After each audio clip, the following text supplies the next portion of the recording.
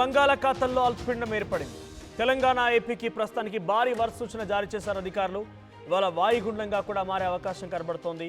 రేపు తీవ్ర వాయుగుండంగా బలపడే అవకాశం కూడా ఉంది. ఈ నెల 27 నాటికి తుఫాన్గా మారే అవకాశం ఉంది. 28 లేదా 29న తుఫాన్ తీరం దాటే అవకాశం ఉంది. కోనసీమ, కృష్ణా, బాపట్ల, ప్రకాశం, నెల్లూరు, తిరుపతి జిల్లాలకి భారీ వర్ష సూచన జారీ చేశారు అధికారులు. ఇక తెలంగాణలో కూడా భారీ వర్షాలు కురిసే అవకాశం ఉంది. తెలంగాణలోని 21 జిల్లాలకి ఎల్లో అలర్ట్ జారీ చేశారు.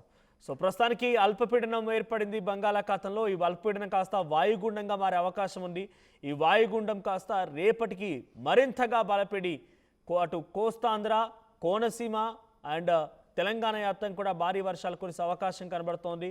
సో ప్రస్తుతానికి తెలంగాణ ఆల్రెడీ వర్షాలు కురుస్తూ ఉన్నాయి. సో 21 జిల్లాలకి ఎల్లో అలర్ట్ జారీ చేశారు.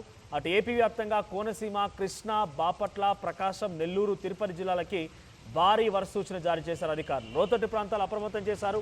ఎప్పటికప్పుడు వాతావరణానికి సంబంధించి అధికారులను కూడా అప్రమత్తం చేశారు. ముఖ్యంగా మత్స్యకారులు, ఆంధ్రప్రదేశ్ వ్యాప్తంగా సముద్ర తీరం వెంబడి ఎవరైతే మత్స్యకారులు వేటకు వెళ్తున్నారో వారందరినీ కూడా ఆ హెచ్చరిక బోర్డులు కూడా ఏర్పాటు చేశారు.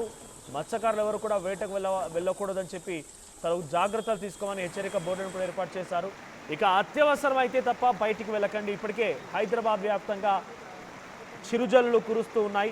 పెద్ద ఎత్తున అల్పపీడనం మరింతగా బలపడిపోయి వాయుగుండంగా మారిందంటే ఇంకా భారీగా వర్షాలు కురిసే అవకాశం కనబడుతోంది. సో ప్రస్తుతానికి హైదరాబాద్ వాతావరణానికి సంబంధించి చూస్తే ఎక్కడికక్కడ చిరుజల్లు కురుస్తూ ఉన్నాయి. నిన్న ఒక్కసారిగా ఉన్నట్టుండి ఉదయం అంతా తెల్లవారుజామునంతా కూడా ఎండ కాసింది. మధ్యాహ్నానికల్లా భారీగా వర్షం నమోదైంది. సో ప్రస్తుతానికి హైదరాబాద్తో పాటుగా తెలంగాణ వ్యాప్తంగా మొత్తం కూడా మబ్బులు కమ్ముకొని ఉన్నాయి. పలు చోట్ల భారీ వర్షాలు కురుస్తూ ఉన్నాయి.